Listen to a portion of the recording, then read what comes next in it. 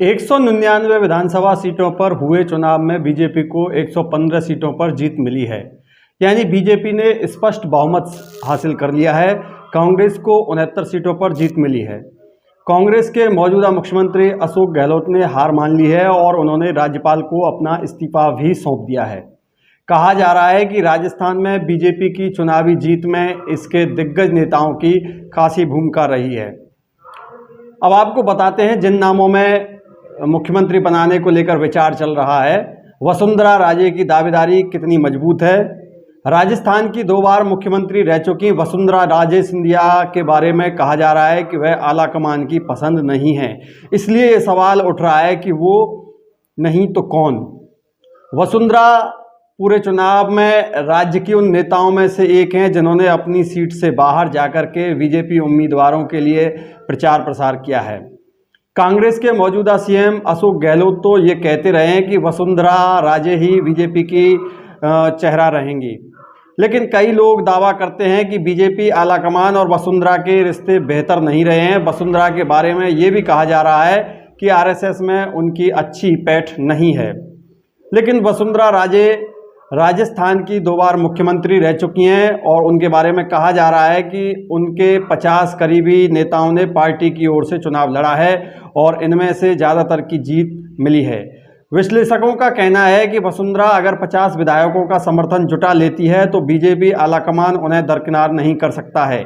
विश्लेषकों का यह भी मानना है कि वसुंधरा राजे के बीजेपी आलाकमान से उनके रिश्ते अच्छे नहीं हैं। बीजेपी मध्य प्रदेश में शिवराज सिंह चौहान, छत्तीसगढ़ में रमन सिंह को नहीं बदलेगी, लेकिन राजस्थान में वसुंधरा को नहीं आने देना चाहेगी।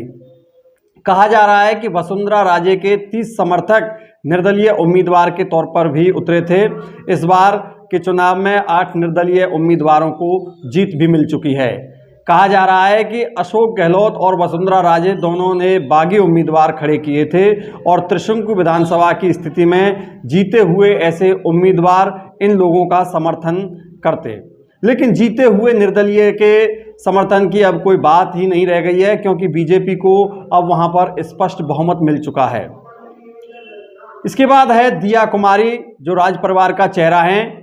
राजस्थान में सीएम वसुंधरा नहीं तो कौन के सवाल के जवाब में अक्सर जो नाम आता है वो है दिया कुमारी का। राजसमंद की सांसद दिया कुमारी भी वसुंधरा राजे की तरह राज परिवार से आती हैं और उन्हें पीएम नरेंद्र मोदी समेत पूरे बीजेपी आला कमान का पसंदीदा चेहरा माना जाता है। दिया कुमारी जयपुर के राज परिवार की बेटी हैं। जयपुर की पूर्व राजमाता गायत्री देवी का इंदिरा गांधी से 36 का आंकड़ा रहा था। उनकी मां पद्मिनी देवी और पिता भवानी सिंह नामी होटल कारोबारी थे। दिया कुमारी दिल्ली और लंदन के बेहतरीन स्कूलों में पढ़ी हैं। वे जयपुर के सिटी पैलेस में रहती हैं और आमेर के ऐतिहासिक जयगढ़ किले, महाराजा सवाई मानसिंह द्वितीय म्यूजियम ट्रस्ट और कई स्कूलों का संचालन करती हैं। विश्लेषकों के मुताबिक 10 सितंबर 2013 में जिस दिन दिया कुमारी ने बीजेपी की सदस्यता ली थी, उस दिन जयपुर में गुजरात के तत्कालीन मुख्यमंत्री और वर्तमान प्रधानमंत्री नरेंद्र मोदी की रैली कर रहे थे। उस दिन बीजेपी के राष्ट्रीय अध्यक्ष के तौर पर राजनाथ सिंह भी रैली में थे। उनके मुताबिक साल 2013 में उन्हें जयपुर के बजाय सवाई माधोपुर विधानसभा सीट से चुनाव में उतारा गया। उन्होंने बीजेपी से तब बागी हुए डॉक्टर किरोड़ीलाल मीणा को हराया था। उस साल दिया को सवाई माधोपुर से टिकट चौंकाने वाला था। दिया कुमारी को दूसरी बार चौंकाते हुए उस राजसमंद लोकसभा सीट पर भेजा गया, जिसमें हल्दीघाटी का इलाका भी आता है, जहां कभी जयपुर राज परिवार के राजा मानसिंह अकबर के सेनापति के तौर पर महाराणा प्रताप को हराने के लिए गए थे। पार्टी ने इस बार उन्हें जयपुर की उस विद्याधर नगर से टिकट देकर के चौंका दिया है, जहां भैरव सिंह शेखावत के दामाद नरपत सिंह राज भी 3 बार से लगातार विधायक बन रहे हैं। पार्टी के एक वरिष्ठ और पुराने नेता बताते हैं कि वे इसलिए भी मुख्यमंत्री का चेहरा हो सकती हैं क्योंकि महारानी को राजकुमारी से रिप्लेस करना कहीं मुफीद रहेगा। तीसरा नाम आता है बाबा बालकनाथ का। क्या राजस्थान के योगी आदित्यनाथ बनेंगे? अलवर जिले की तिजारा सीट पर बीजेपी उम्मीदवार रोहतक स्थित स्थल बोहर नाथ आश्रम के महंत हैं। बोहर मठ के 8वें महंत को यहां उत्तर प्रदेश के योगी आदित्यनाथ की तरह देखा जा रहा है।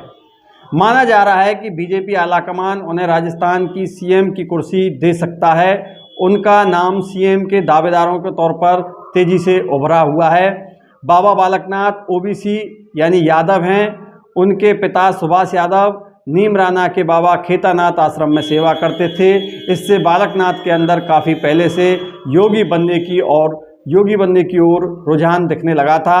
बाबा बालकनाथ यहाँ कांग्रेस के इमरान खान के खिलाफ मैदान में थे। इस सीट पर खुद यूपी के सीएम योगी आदित्यनाथ ने प्रचार किया था। यहीं पर उन्होंने भारत के कट्टरपंथियों को हमास से जोड़ते हुए इजराइल के पक्ष में बयान भी दिया था। बालकनाथ अलवर के लोकसभा सीट से भारी बहुमत से जीत चुके हैं। बाबा बालकनाथ यादव हैं और यादव मूल ओबीसी की जाति। अभी तक उन पर कोई आरोप प्रत्यारोप भी नहीं है और ये विवादों से परे हैं, विनम्र हैं, लेकिन धार्मिक कट्टरता की राजनीति में इसलिए आसानी से फिट होते हैं कि मेवों से उनका संघर्ष लगातार होता रहता है। बीजेपी चौंकाने में विश्वास करती है। बीजेपी के लोग दिया कुमारी का नाम ले रहे हैं, लेकिन बाबा बालकनाथ मजबूत दावेदार नजर आ रहे हैं। पहला कारण यह है कि योगी की तरह ना तो कोई उनका आगे है और न कोई पीछे है। योगी, मोदी और बाबा बालकनाथ तीनों ही ऐसे हैं जो पारिवारिक संबंधों को तवज्जो नहीं देते हैं। बाबा बालकनाथ उसी नाथ संप्रदाय के हैं जिससे योगी आदित्यनाथ नाता रखते हैं। विश्लेषकों के अनुसार नाथ संप्रदाय के किसी संत के लिए किसी को भी, यहाँ तक कि वसुंधरा को भी उनके नाम पर ऐतराज नहीं होगा। दिया कुमारी और राजेंद्र राठौड़ को सीएम बनाया जाए तो वसुंधरा को ऐतराज हो सकता है, लेकिन बाबा बालकनाथ को लेकर वो विरोध नहीं कर पाएंगी, क्योंकि वसुंधरा राजे खुद को भक्त के तौर पर पेश करती रहती हैं। हालांकि दिया कुमारी भी बीजेपी की पसंद हो सकती हैं, लेकिन उनके पास प्रशासनिक क्षमता नहीं है। ऐसे में वसुंधरा का असर कम करने के लिए बाबा बालकनाथ बीजेपी की पसंद हो सकते हैं। इसके अलावा एक नाम और है, गजेंद्र सिंह शेखावत, जिन्होंने काफ़ी मेहनत की। क्या उनकी मेहनत काम आएगी? गजेंद्र सिंह शेखावत पार्टी के भीतर वसुंधरा राजे के विरोधी माने जाते हैं। जोधपुर सीट पर सीएम अशोक गहलोत के बेटे को यानी वैभव गहलोत को हराने वाले शेखावत केंद्र में इस समय मंत्री हैं। शेखावत गहलोत से टकराते रहे हैं। दोनों एक दूसरे के खिलाफ तीखी प्रतिक्रिया जाहिर करते रहते हैं। शेखावत पर गहलोत सरकार को गिराने की कोशिश करने का भी आरोप लगा था। शेखावत उस समय विवादों में आए थे जब उनकी कांग्रेस नेता भंवरलाल शर्मा के साथ कथित ऑडियो सीडी क्लिप प्रकरण काफ़ी चर्चा में रहा था। इसमें शर्मा विधायक विश्वेंद्र सिंह और गजेंद्र शेखावत की बातचीत होने का दावा किया गया था।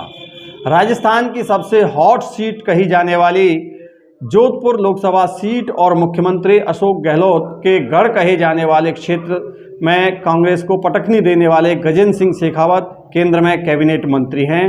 उन्हें सियासत में बहुत महत्वाकांक्षी माना जाता है और बकौल एक प्रेक्षक उन पर सबसे बड़े पद की चाह का इल्ज़ाम पिछली वसुंधरा राजे सरकार के समय से ही है।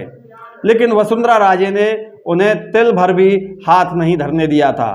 उस समय भले वो नाकाम हो गए, लेकिन नाउम्मीद कभी नहीं हुए थे। वे गाहे बजाहे राजधानी और प्रदेश के बाकी हिस्सों में डेरा डाले रहते हैं।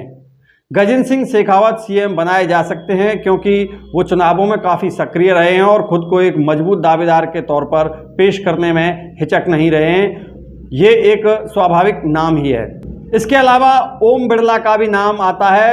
अगर ओम बिरला दावेदारी करते हैं तो वो एक छुपे रुस्तम होंगे। कोटा के ओम बिरला फिलहाल लोकसभा के स्पीकर हैं। उन्हें सीएम पद की रेस में छुपा रुस्तम माना जा रहा है। उन्हें बीजेपी और संघ के बड़े नेताओं का करीबी और विश्वास पात्र समझा जाता है। बिरला प्रधानमंत्री नरेंद्र मोदी, गृह मंत्री अमित शाह के काफ़ी करीबी हैं।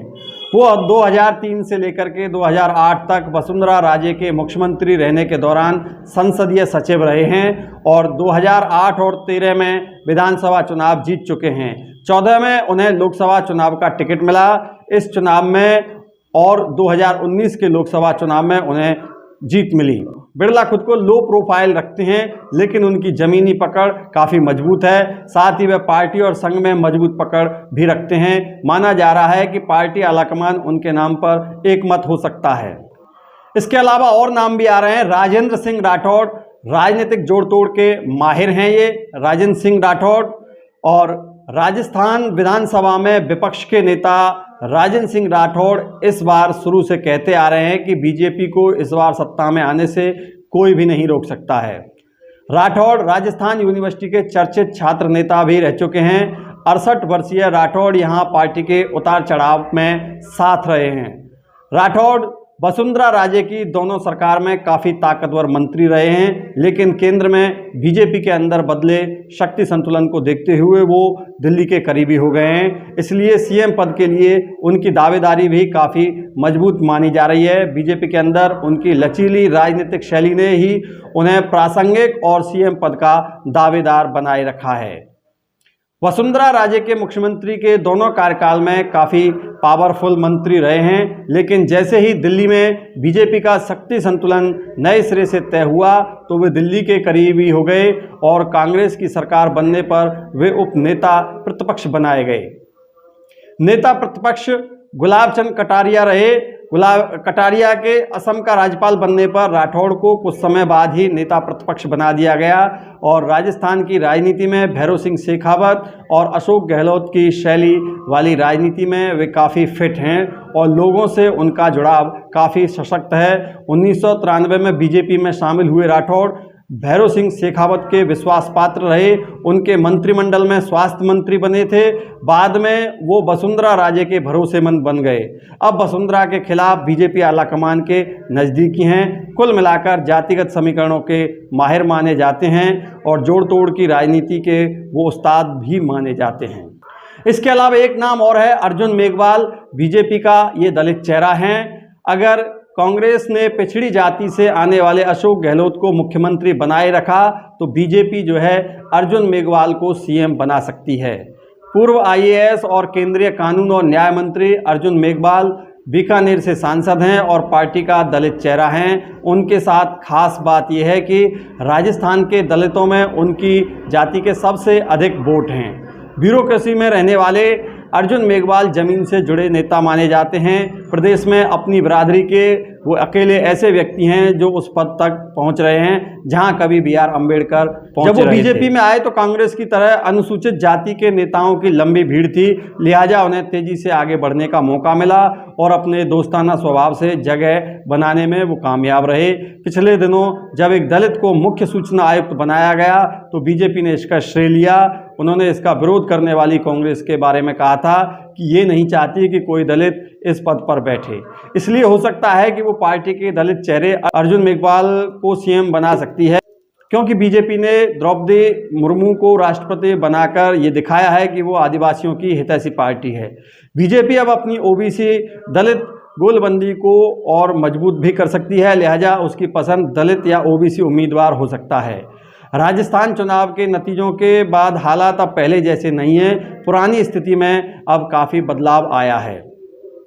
इसके अलावा अश्विनी वैष्णव समेत और भी नाम मुख्यमंत्री की रेस में हैं। पार्टी के दिग्गज नेताओं के मुकाबले नए उभरते नेता भी सीएम पद की रेस में हैं, लेकिन बीजेपी से जुड़ाव रखने वाले बीजेपी आलाकमान के करीबी और राजस्थान के स्थानीय पार्टी नेता भी कह रहे हैं कि मुख्यमंत्री कौन होगा इसका अभी कोई संकेत नहीं है। उनका कहना है कि ये सिर्फ नरेंद्र मोदी या अमित शाह जानते हैं कि राजस्थान का मुख्यमंत्री कौन होगा।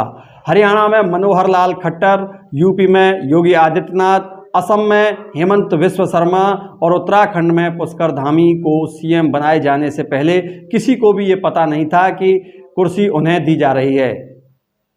विश्लेषक कहते हैं कि हो सकता है कि सीएम पद के दावेदारों के लिए चर्चा में आ रहे नामों को दरकिनार करते हुए अश्विनी वैष्णव को सीएम बनाया जा सकता है। बीजेपी आलाकमान बिल्कुल उल्टा दांव भी खेल सकती है, क्योंकि अभी राष्ट्रपति आदिवासी हैं, उपराष्ट्रपति ओबीसी समुदाय से आते हैं और खुद प्रधानमंत्री ओबीसी समुदाय से हैं। तो ये भी हो सकता है कि वो राजस्थान के लिए दलित कैंडिडेट के बजाय किसी ब्राह्मण या ठाकुर कैंडिडेट को चुने। इन नामों के अलावा भूपेंद्र यादव, यूपी में चुनाव की डोर थामने वाले सुनील बंसल, ओम माथुर भी शामिल हैं। हालांकि ओम माथुर की अब उम्र काफ़ी ज़्यादा हो रही है, लेकिन बीच बीच में उनका नाम भी उभरता रहता है। फिलहाल राजस्थान के सीएम पद के लिए तमाम नाम आ रहे हैं, लेकिन नरेंद्र मोदी और अमित शाह के काम करने के स्टाइल को देखकर लग रहा है कि कोई चौंकाने वाला फैसला दिख सकता है। अगर इनके अलावा भी आपके पास कोई ऐसा नाम है जो मुख्यमंत्री की रेस में हो तो हमें कमेंट करके बताएं कि राजस्थान का मुख्यमंत्री कौन हो सकता है।